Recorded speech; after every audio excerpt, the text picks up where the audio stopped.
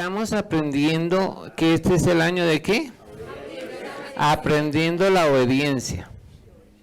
Entonces la idea es dos cosas que tenemos, es saber qué es y el cómo hacerlo.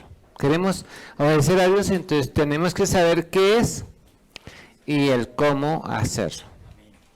Porque recordemos que la definición de obedecer, ¿qué es?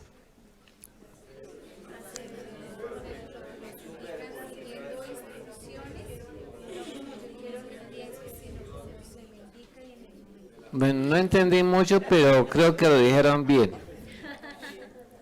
Es hacer lo que se me manda siguiendo las instrucciones y no como yo quiero ni pienso, sino como se me ordena y en el momento que se me indica.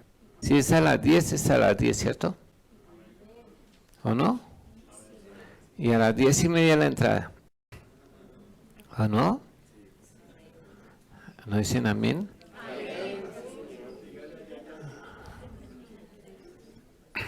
Oye, una pedra, dijo la hermana.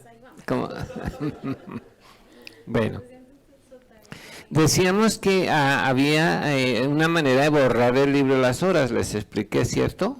Que había una manera de borrar el libro de las obras. Vamos a recordar los pasos para borrar el libro de las obras. Si alguien no sabe qué es el libro de las obras, se lo puedo enseñar así rápidamente. ¿Alguien no sabe qué es el libro de las obras? ¿No sabes? Bueno, gracias por venir. ¿Y su nombre es? Andrés. ¿Y el suyo? Ana María. Bueno, bienvenidos a la casa del Señor. El libro de las obras es un libro, en la Biblia existen 5 libros que la Biblia menciona, que son el libro de la vida, que es un libro donde las personas cuando son concebidas o engendradas, Dios escribe su nombre en el libro de la vida. No cuando uno acepta al Señor, no, es cuando antes de ser, en el momento de ser engendrado o concebido, Dios escribe ese nombre en el libro de la vida. O sea, sus nombres están escritos en el libro de la vida. No es que lo escriban, sino que no los borren, bíblicamente. El segundo, el libro, es el que se llama el libro de las memorias. El libro de las memorias es un libro que Dios tiene, que donde están escritos no todas las personas, sino las personas que llenan 4 requisitos principalmente. El primero de los requisitos es que es una persona que teme a Dios, o sea que le aborrece el pecado, que no le gusta pecar, ¿sí?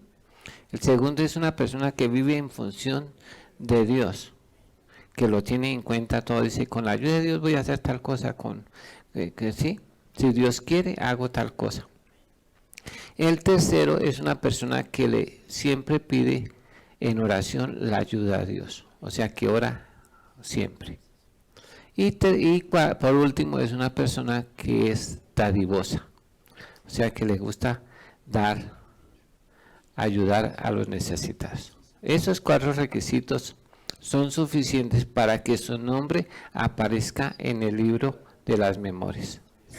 Si las personas no llenan esos 4 requisitos, no hay manera de que su nombre se escriba en ese libro. La bendición de que se escribe en ese libro, las personas que tienen esos 4 requisitos, el Señor les promete mostrarles la salvación, o sea que los llevará a ser salvos, como en el caso de Cornelio que llenaba estos requisitos. Por ejemplo, cuando Dios envió a su ángel, dice, tus oraciones y tus limosnas han subido para memoria delante de Dios. Entonces, porque cumplían estos requisitos. Hay otro libro que se llama el libro de la verdad. Es donde, por ejemplo, el hermano Henry Silva, entonces, desde que el momento que Dios lo engendra, Dios tenía un plan para Henry. Y en ese aparece todo lo que lo que Dios había preparado para Henry.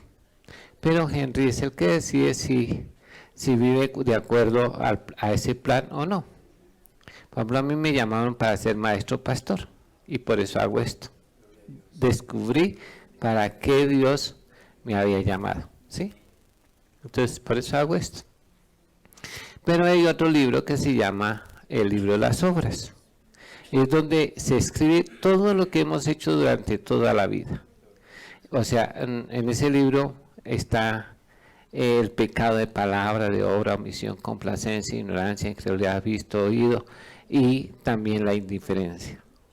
Entonces, de toda palabra que ociosa o cualquier pecado que sea por chiquito, que lo llamamos chiquito, aunque no hay pecado chiquito, porque el pecado es pecado delante de Dios, queda escrito en ese libro.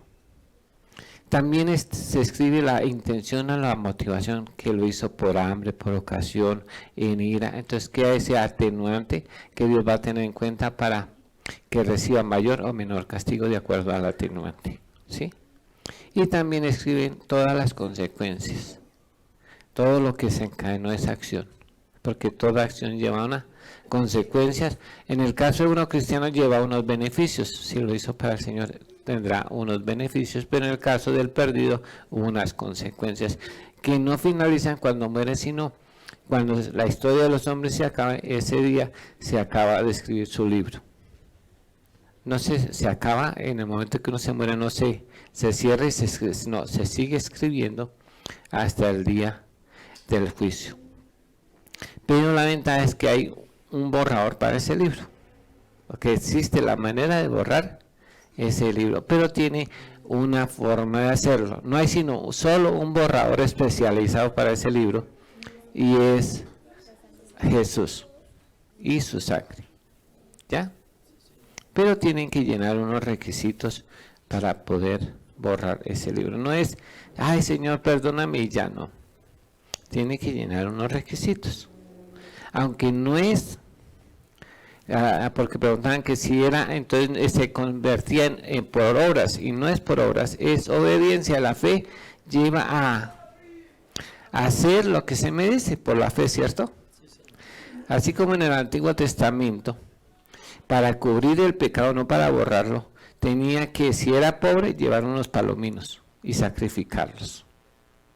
Si era de clase media, entonces una oveja o un cordero.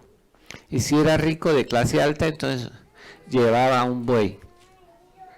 O sea que el pecado tenía como un precio de acuerdo a la clase social. Pero lo que sí es bueno era que todos tenían acceso a que sus pecados le fueran cubiertos. O sea que no tenía nadie excusa de no poder cubrir sus pecados en el Antiguo Testamento. La sangre de Jesús es para todos, para pobres, para ricos, para de clase media, para todo el mundo está la sangre de Jesús para borrar ese libro de las obras. ¿Hasta aquí estamos claros? Entonces, ¿qué hay que hacer para borrar ese libro de las obras? Así a grosso modo recordando. Primero es que tengo que reconocer que yo he pecado, que el libro está escrito y que necesito un borrador, ¿sí? Un borrador. Lo segundo que necesitamos, según la Biblia dice, arrepentirnos. Dice el apóstol Pedro cuando le preguntaban, varones y hermanos, ¿y qué hacemos? Después de haber oído la predicación del Evangelio, ellos le preguntaban, varones y hermanos, ¿qué hacemos? Y Pedro no dijo, hagan esta oración y ya. No dijo así. Le dijo, arrepentidos y convertidos para que sean borrados vuestros pecados y vengan de la presencia del Señor tiempos de refrigerio. ¿Así está claro? Entonces, ese es el primer requisito. ¿Para qué? Para que o el segundo requisito para ser borrado es arrepentirse, ¿o no?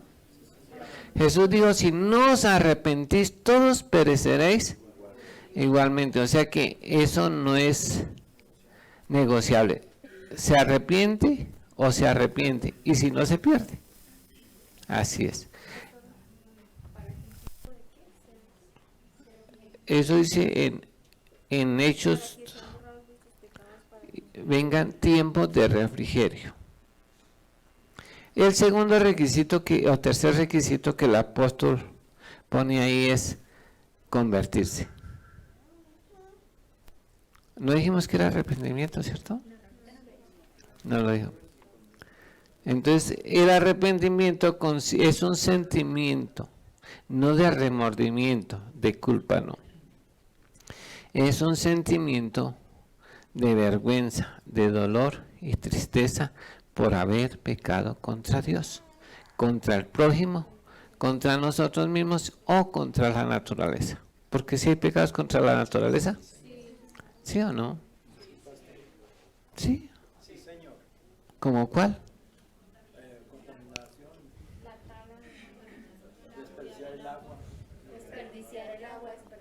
Desperdiciar los recursos naturales, ¿no es cierto? O la contaminación, botar la basura o también no reciclar puede ser un pecado contra la naturaleza. Y Dios dice que Él destruirá a los que destruyeron, ¿qué? La tierra. Eso está en Apocalipsis. Por eso es que yo incluí ahí que no es solamente pecado contra las personas, sino que aún se puede pecar contra la naturaleza.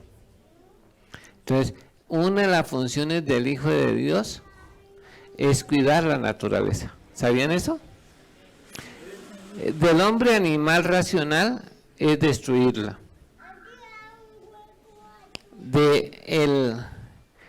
El reino de las plantas tiene una función y es producir la fotosíntesis y el oxígeno. Los hongos, que es el reino de Fuji, o hongos, es la descomposición de la materia. Y así cada reino tiene su propia función. Nosotros estamos llamados para conservar el planeta, cuidar el planeta.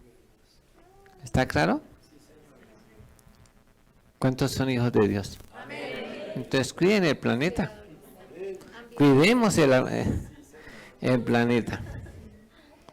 Valoremos los recursos. ¿Sí me van a entender, hermanos?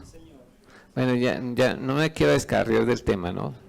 Pero sí es la necesidad de ¿qué? Que la persona sienta vergüenza. Si el pecado no lo avergüenza, usted no se ha arrepentido.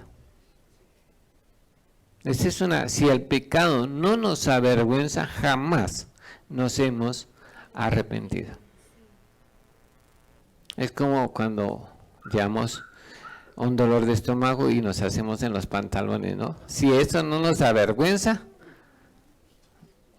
no sé qué puede avergonzarlo entonces. Pero el pecado es similar a eso. ¿Cierto? Y es dolorosa, ¿no?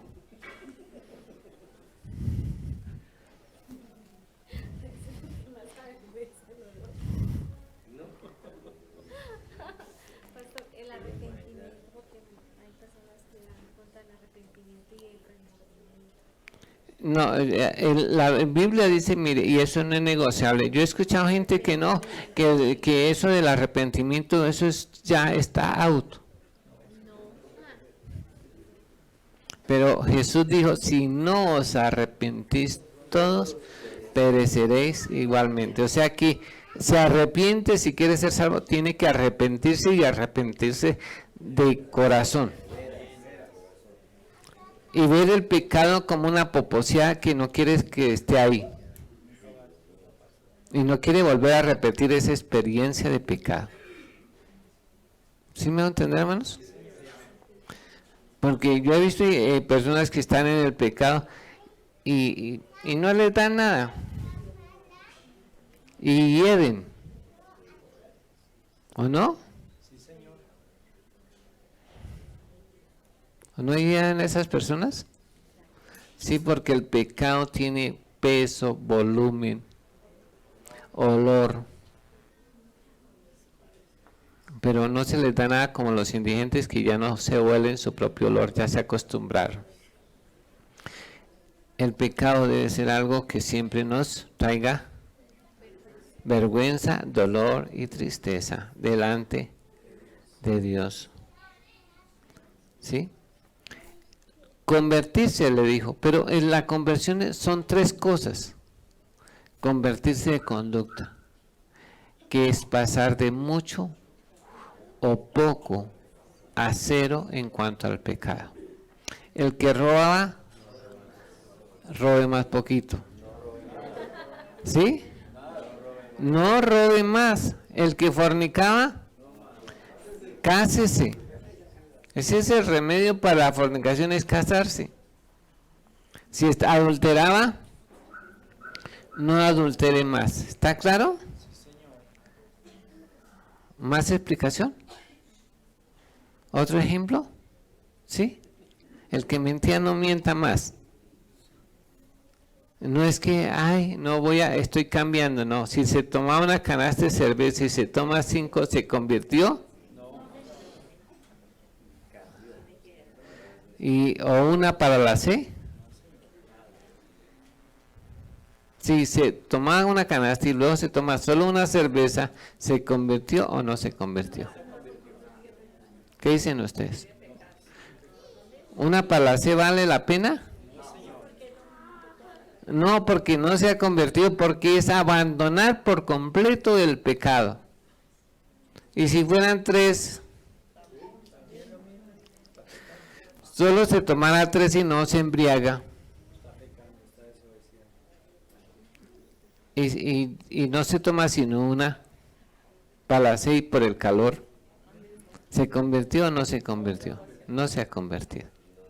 El primer requisito es convertirse. El segundo de la conversión es convertirse a Dios. Y es darle a Dios el primer lugar en su vida. Si la persona le da el primer lugar en su vida, sí se ha convertido a Dios. Le preguntaron a un hombre y le preguntó, ¿y usted quién es? Y entonces el hombre empezó a decir, yo soy entrenador de fútbol, yo soy profesor de no sé qué, yo soy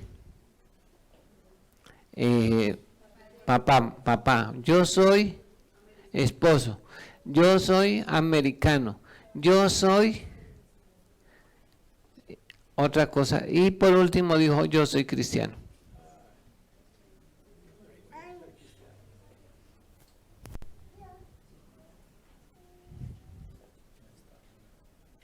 ¿Este hombre tenía a Dios en primer lugar? No. Y eso dijo que era cristiano, no dijo que era hijo de Dios. Cristiano puede ser cualquiera. ¿Sí o no?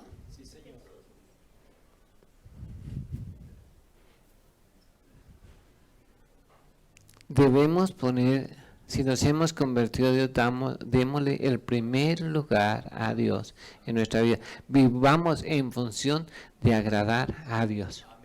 En todas las áreas, sea el trabajo o la profesión que usted tenga, dele primer lugar siempre a Dios. ¿Está claro? Y por la tercera conversión que es necesario es que es de pasar de ser oidor a hacedor. Eso significa que yo debo hacer lo que estamos haciendo, aprender a obedecer.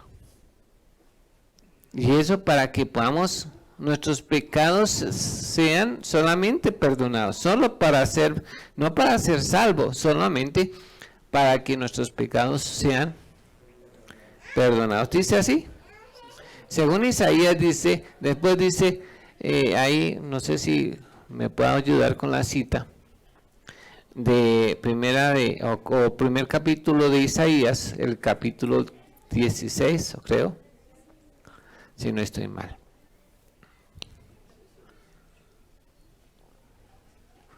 Porque es bueno que usted lo lea en la Biblia, que no es una invención mía, sino es como a la manera de Dios. Ahí dice arrepentidos y convertidos, ese es ahí, dice. Está en morado el ayudante.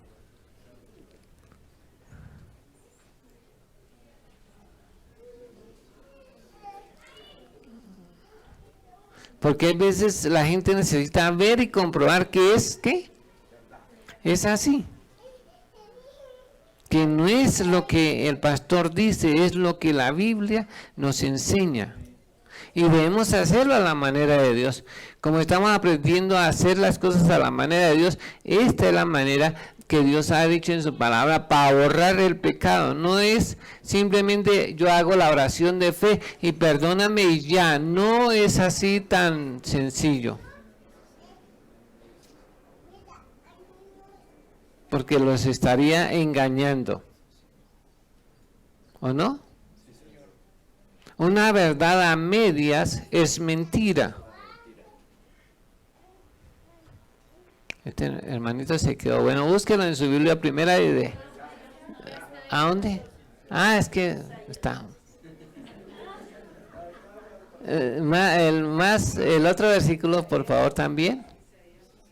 Dice, lavaos y limpiaos y quitad la iniquidad de vuestras manos delante de mis ojos. Eso quiere decir, arrepiéntase y conviértase. Y deje de hacer lo malo, ahí dice. Pero, bueno, dice ahí. Más por ahí. Más, otro, oye, ahí. Eso quedó perfecto. Y dice... Antes de cuando extendáis vuestras manos, yo esconderé de vosotros mis ojos. Asimismo, cuando multipliquéis la oración, yo no oiré. Llenas están vuestras manos de sangre, o de sangre vuestras manos, que da igual. Lavaos, limpiaos, quitad la iniquidad de vuestras obras delante de mis ojos. Dejad de hacer lo malo, o sea, conviértase. Aprended a hacer el bien. Es de oidor a hacedor. Busca el juicio, restituid al agraviado, hacía justicia al huérfano, amparad a la viuda. Y después dice ahí sí, mire. Y luego sí, venga y póngase a cuentas conmigo. Y si tus pecados fueren como la grana, como la nieve, serán emblanquecidos. Y si fueran rojos como el carmesí, vendrán a ser como blanca lana. Sí ve que es un protocolo, ¿no? Le dice, haga esto, y cuando usted demuestre, por eso Juan el Bautista dice, hace frutos dignos de arrepentimiento. O sea, demuestren que usted quieren agradar a Dios. Y eso era para solo, para que sus pecados les fueran perdonados. Pero no, ahí en la instrucción bíblica sigue diciendo, por Jesús mismo, que es necesario perdonar para que podamos ser perdonados. Eso no es negociable. Si usted no perdona, tampoco Dios le va a perdonar. Y en algún momento usted puede perdonar y Dios le puede perdonar, pero se le puede reescribir. Lo vimos hace 8 días, ¿no? Según la Biblia, pueden volver a escribir el pecado. Si uno no perdona. Grave, ¿no es cierto? Pero también necesitamos, fuera de perdonar, es pedir perdón a Dios. Y a las personas, si fuere posible, también pedir perdón a las personas, si fuera posible. ¿Listo? Ahora sí, ¿cuál era la pregunta? Faltó otro libro, ¿cierto? ¿Qué es este? Que este libro es para esta vida y tiene instrucciones para la otra vida. Pero es que hay que comer Biblia aunque no comamos carne. Y es palabra de Dios. Bueno, Mauricio, ahora sí su pregunta que me hizo hace 8 días, que me pareció interesante y la voy a desarrollar en este día. Bueno, puesto que el ladrón en la cruz fue salvo y él pues ahí no registra que hubo reparación de víctimas o algo como para tener los requisitos de salvación, no habla mucho de él. Entonces, bueno, vamos a pedirle a que lo lea en Lucas 23, creo, si no estoy mal. No, ¿sí en Lucas 23?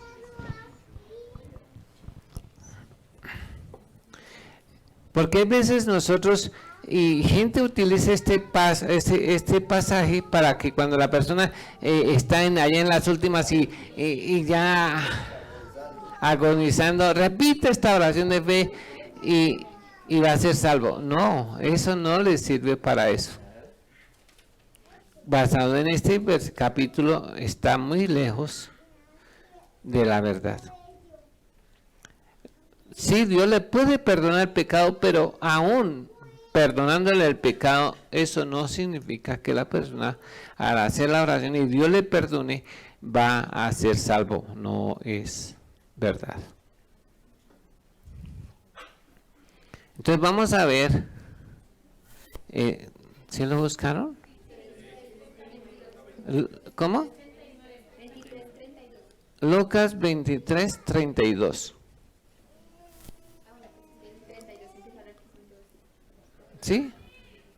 Entonces, ahí, ¿cómo es que dice? Bueno, dice,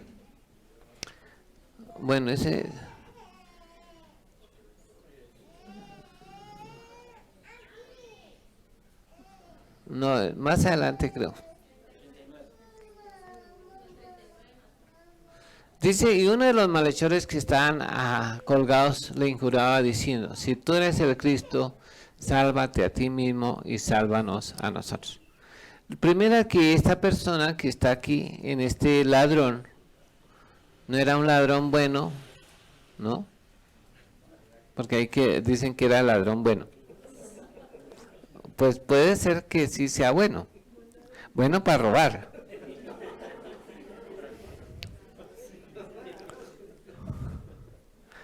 Era como manos desean, ¿no?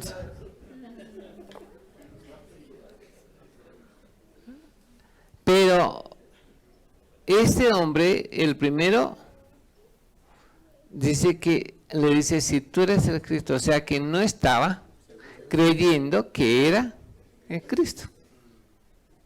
O sea que él no creía que Jesús llegara a ser el Cristo. Note que ese cuando le dice, si tú eres el Cristo, así tiene una idea de que había de venir alguien que se llamaba, o iba a ser el Salvador del mundo. Conocía la palabra de Dios. No era ignorante de lo que estaba diciendo. Pero no pudo ver en Jesús al Cristo, al Salvador, no lo vio. Y le decía, si tú eres el Cristo, realmente, sálvate a ti mismo y sálvanos también. Bájanos de la cruz. Él estaba pensando en salvar su pellejo. No estaba pensando en salvar su alma. Estaba pensando en que si él era el Cristo, lo bajara de la cruz y salir corriendo, huyendo, para salvar su pellejo. Pero realmente no estaba convencido, aunque sabía que había de venir el Cristo, y era judío, o sea que conocía la palabra de Dios. Podemos decir que era un cristiano ladrón. ¿Será que hay cristianos ladrón? ¿Sí o no?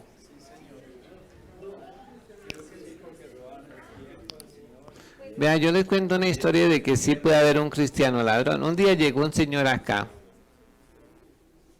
Entonces cuando yo lo vi, yo vi que era un ladrón.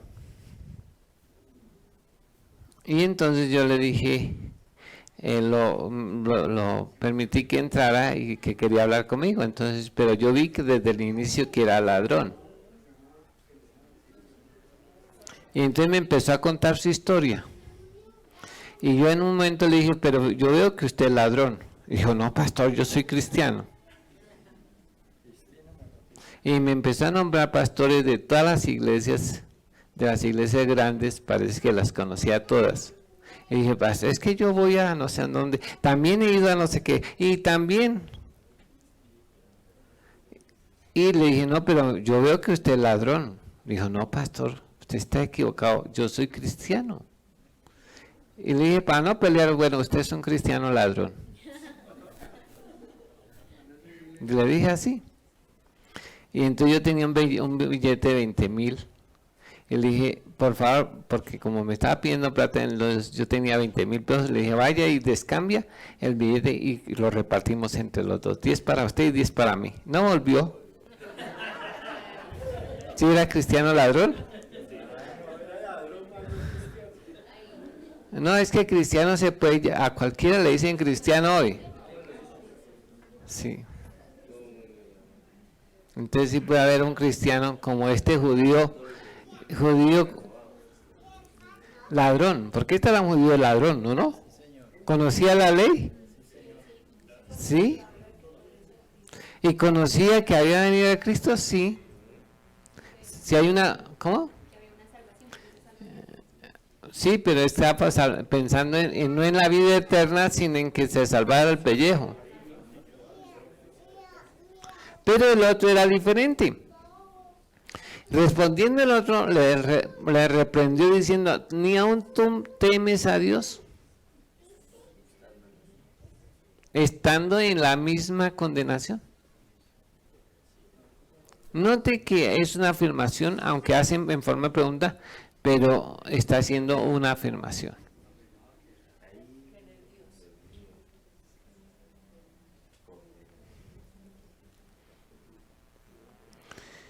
Este hombre, primero que él le dice, usted no teme a Dios, usted no sabe quién es este man y está hablando mal de él. Y usted no teme a Dios, que ya, aunque no hemos muerto, ya estamos condenados. Humanamente estamos condenados. O sea que él creía en la existencia real del infierno. Y ese es uno de los primeros requisitos para uno ser salvo, es creer en la existencia real del infierno. Si la persona no cree en la existencia real del infierno, no necesita un salvador.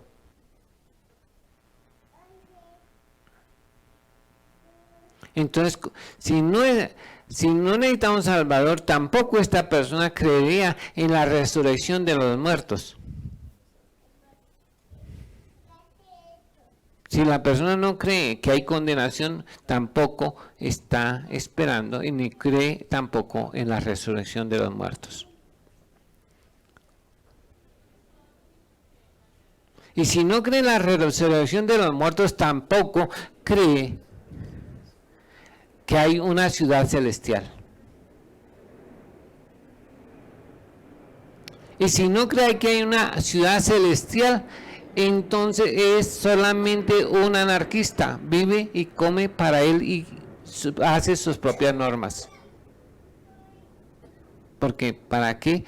Hay que vivirla aquí, hay que gozarla aquí, ¿cierto? Claro que hay creyentes también que puede pasar esto, que solo piensan en lo terrenal. Viven para aquí. Pero este hombre, aunque no ha sido condenado, él sabe que si muere en esa condición, el infierno y la casa en el infierno le está esperando. Porque todos tenemos una casa en el cielo y otra casa en el infierno.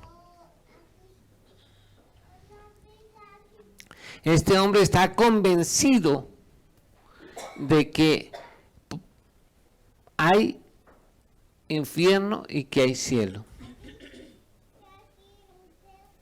Y ese es un requisito para llegar a ser salvo, es creer que hay cielo y que hay infierno. Si las personas no creen en eso, no hay nada que hacer. ¿Sí? De hecho, entonces, vano sería la venida de Jesús. Porque la razón de la existencia de Jesús es que sí hay infierno y también hay cielo.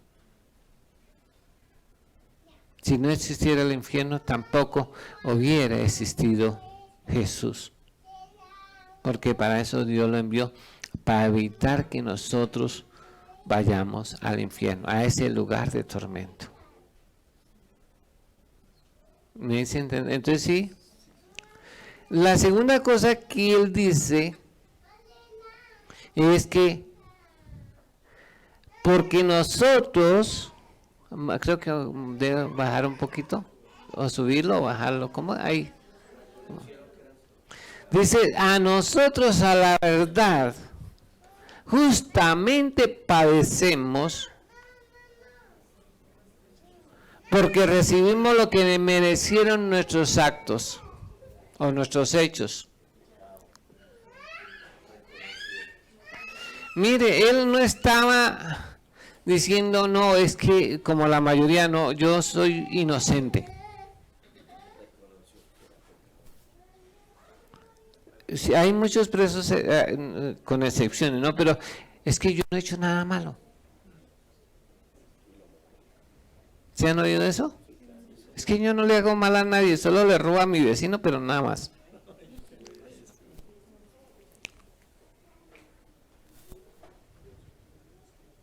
Ese hombre estaba reconociendo su pecado,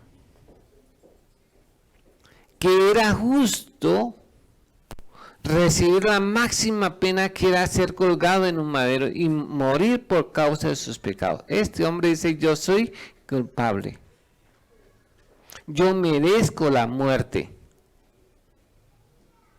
El otro quería, pero él dice no. Y nosotros, usted y yo, porque parece que eran compinches, eran socios en el robo. Usted sabe, y yo, usted no me puede decir que no. Sí, sí.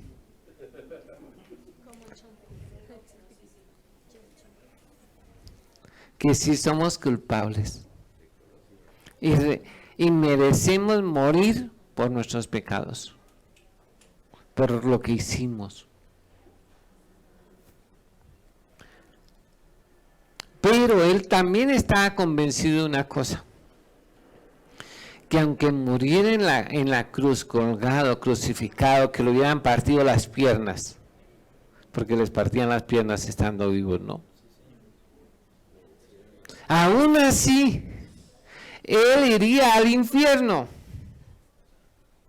Él estaba convencido de que iría, si moría en esa condición, él iba a ir al infierno, a la cama de gusanos, a comerse su propia carne y a beber su propia sangre, que iba a padecer la enfermedad que rodea su piel, que debe estar preso, solo, angustiado, afligido, atormentado. Él estaba convencido de eso, que aún pagando con la muerte, eso no lo iba a librar del infierno. Uno puede pagar las cuentas aquí, pero no le alcanza, no es suficiente para escapar del infierno. Él estaba convencido de eso. ¿Sí me hago entender, hermanos? Si la persona no es convencida de que es pecadora y que merece la muerte,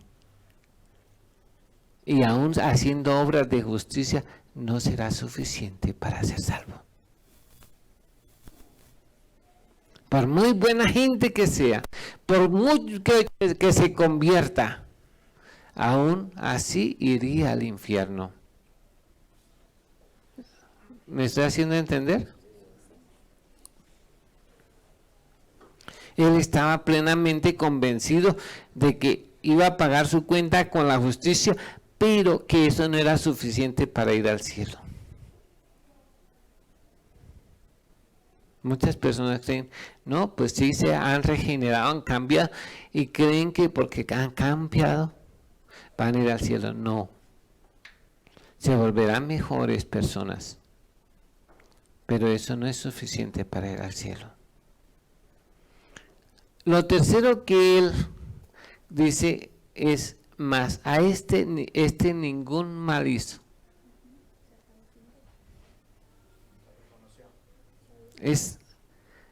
Yo no, por ejemplo, Andrés, ¿es que llama usted? Yo no sé quién es Andrés. ¿Quién es Andrés?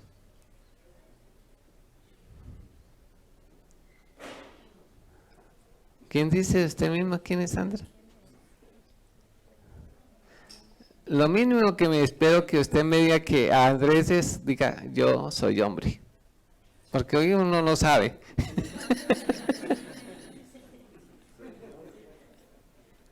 ¿Sí? Sí, es verdad, ahora toca preguntar así, para no incurrir en el respetar a las personas. ¿O no? Para estemos de acuerdo o no estemos de acuerdo, pero hay que respetar a las personas, aunque no estemos de acuerdo. Entonces, este hombre, como yo no puedo decir nada de Andrés porque no lo conozco, es creo que la primera vez que lo veo, ¿sí? ¿O la segunda? La segunda. Bueno, la primera no le puse tanta atención. Ah, es un matrimonio. Ah, bueno, algo es algo. Entonces, ¿sí me van a entender? No sé, entonces, pero el que exprese este hombre y diga, dé testimonio de quién es Jesús, es porque lo conoce.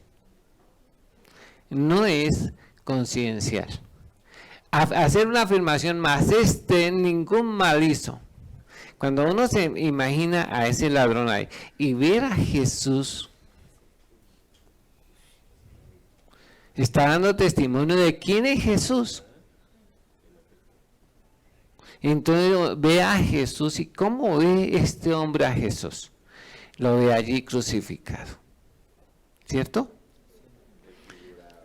Con los clavos en las manos. A él no estaba crucificado de esa manera. Al ladrón no le habían clavado clavos, era amarrado.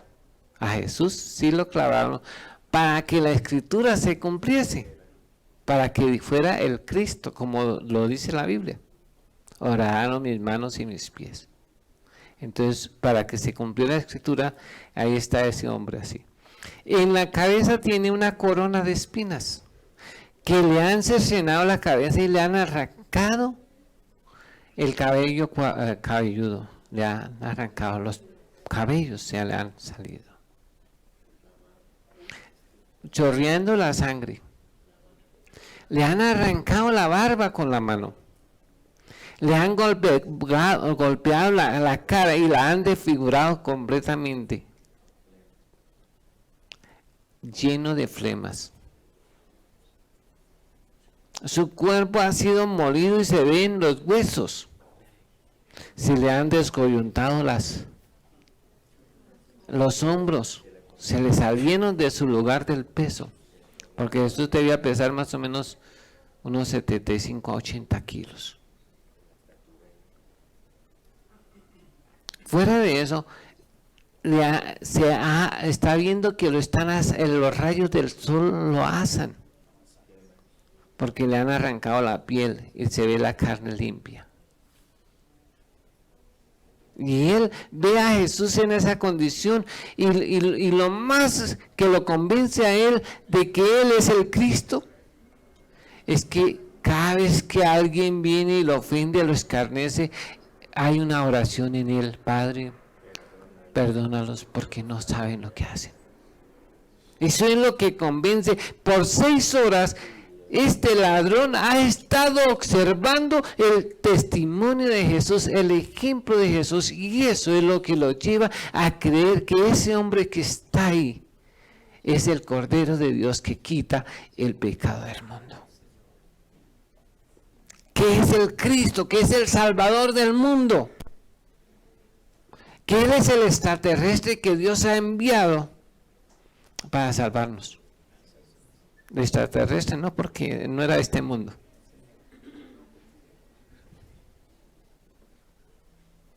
Porque pertenecía al reino de Dios. Y él puede ver en Jesús y el Salvador, y por eso le dice ahí, acuérdate de mí cuando vengas en tu reino. O sea que él sabía de la vida eterna. Y vio en Jesús su Salvador para de la condenación del infierno y para llevar al cielo, y le pide que lo salve. No era una oración de 2 minutos, de 3 minutos, es 6 horas observando a Jesús allí colgado en el madero y cómo oraba por las personas. ¿Quién sería capaz de orar por los que lo estaban maltratando, injuriando? Que alguien no estuviera orando para que le devuelva el baldón. Que no lo estaba maldiciendo, no estaba renegando. Y él puede escuchar allí el encargo de Jesús a Juan: y aquí tu madre y hijo, y aquí tú, o madre, ahí tu hijo. Oye las expresiones que Jesús dice, y eso lo convencen de que Él es el Cordero de Dios, el Santo de Dios. O sea, no es de chiripa que se salvó. De hecho, Él era judío y conocía las Escrituras. El otro ladrón también conocía las Escrituras. Y aunque era ladrón, porque a veces nos pasa, ¿no? Hemos oído, pero de oídos hemos oído, pero ahora él estaba viendo al Cordero de Dios que quitaba el pecado del mundo. Y creyó. Y eso es lo que hace que lo que Jesús le dice: por cierto, hoy estarás conmigo en el paraíso. Pero es necesario conocer a Jesús. Si las personas solamente sus pecados les son perdonados y no conocen a Jesús, no pueden ser salvos. Por eso es que cuando allá a Cornelio, que era uno de los que en las memorias que estaba escrito, Cornelio estaba escrito en el libro de las memorias, porque llenaba todos los requisitos que Dios decía para los que están escritos en el libro según Malaquías, que sus nombres estarían escritos en el libro de las memorias. Entonces, cuando Dios revisó el libro de las memorias, vio a Cornelio y dijo: a este man tengo que salvarlo. Y le envía un ángel. Cualquiera pensaría que ese hombre ya era salvo por todo lo que hacía, pero no era salvo. Nosotros recordemos un poquito que nos conviene aquí claro que miro, todavía tengo un poquito de tiempo, ¿no? Y si no, madrugamos más. Hechos 10, miremos eso que dice ahí, que es muy importante, porque muchos han creído que haciendo eso serían salvos, pero no es. Hay necesario conocer a Dios y conocer a Jesús para ser salvos. Según San Juan 17:3, esta es la vida eterna, que te conozcan a ti y al único Dios verdadero, y a Jesucristo a quien has enviado. Dice: había en Cesarea un hombre llamado Cornelio, centurión de la compañía llamada La Italiana. Este hombre no era judío, era un centurión romano que tenía a su cargo una centuria, o sea 100 hombres que están a su cargo. Y la compañía se llama La Italiana. Dice que era piadoso. ¿Qué es piadoso? Viene de la palabra pío, que significa también santo. Impío es pecador. Por eso algunos papas le dicen Pío 12, Pío 13, Pío.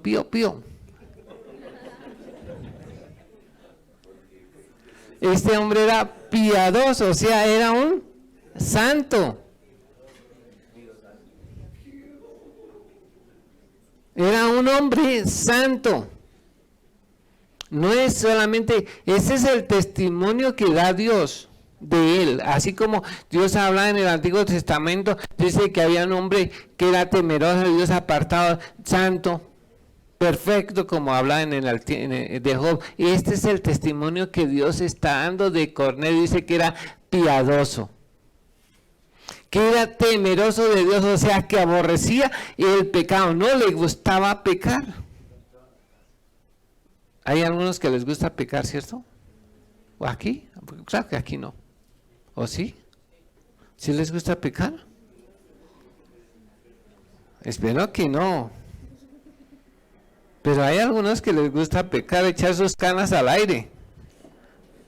Y son peligrosas las canas, ¿no? Dice que no era solamente él, sino toda su casa, que eso es difícil encontrar casas donde todos sean ¿qué? Toda su casa era temerosa de Dios. Y dice que hacía muchas limosnas. Muchas limosnas. O sea que no era tacaño ni avaro ni nada. Veía a la gente que necesitaba y le tendía la mano.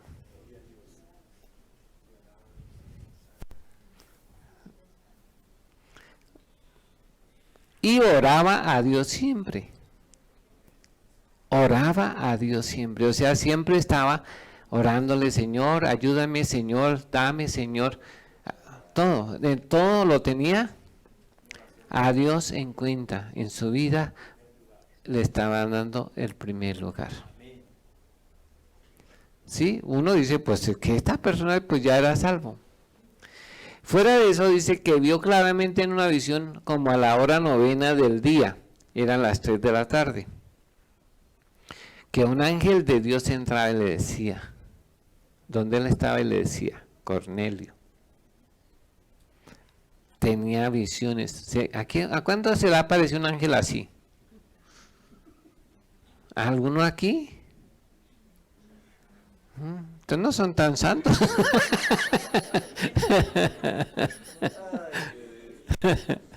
No, pero aquí este tipo sí se le apareció un ángel.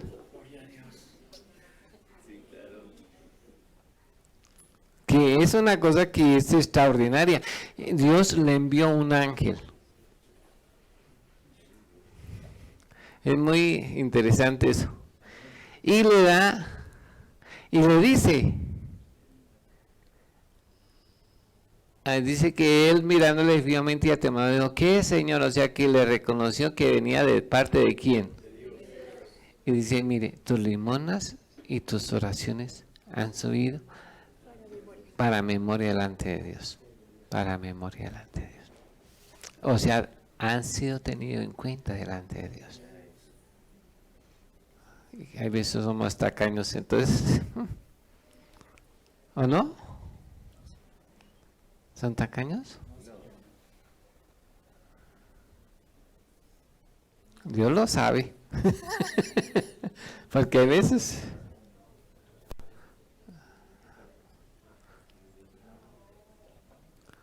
dice, y tus oraciones, o sea que Dios sí tiene en cuenta mucho ¿qué? Las oraciones. Y es lo que no nos gusta casi hacer, es orar, ¿cierto? ¿O sí? Yo no lo he visto el martes, ni el viernes, ni el sábado. Bueno, Dios se lo sabe, ¿no?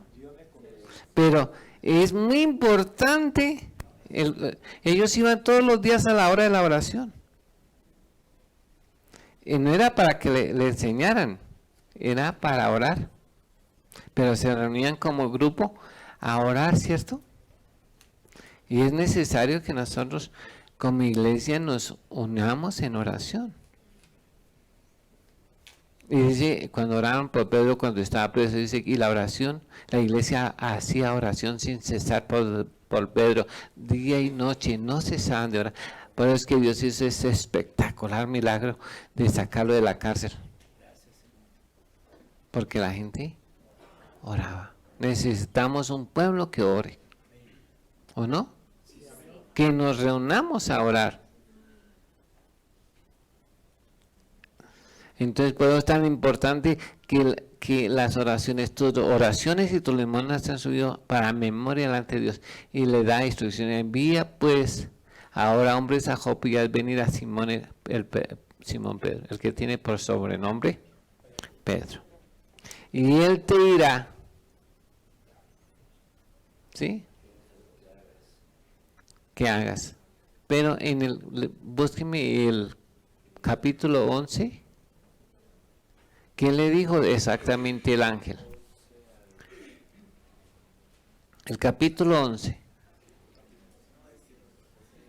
11:30, algo así.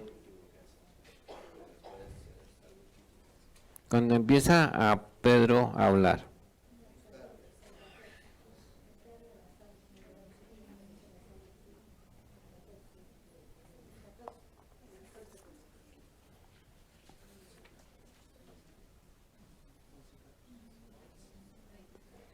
O 11:14 creo que es.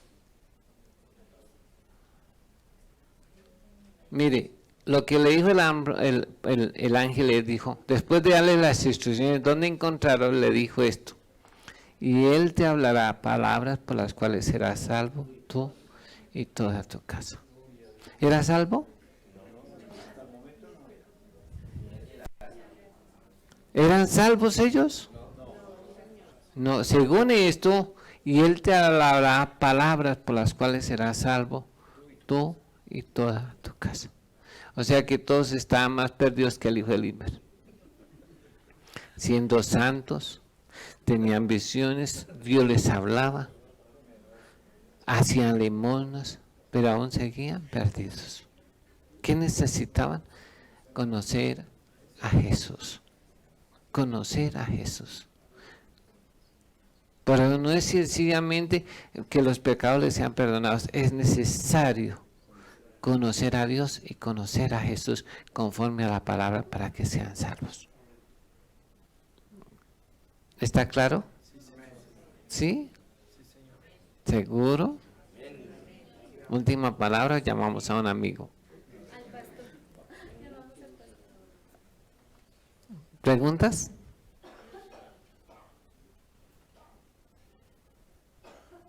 ¿Sí o no?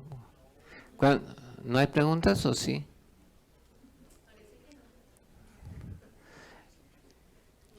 Yo creo que lo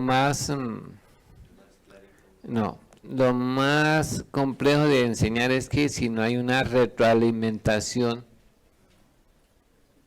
uno no sabe si se hizo entender o no. ¿Sí? ¿Me hice entender?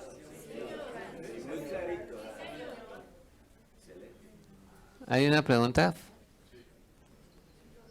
Bueno, aquí está el micrófono.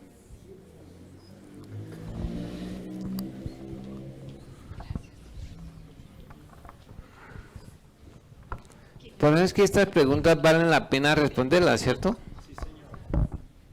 ¿Sí o no? Pastor. ¿Cómo?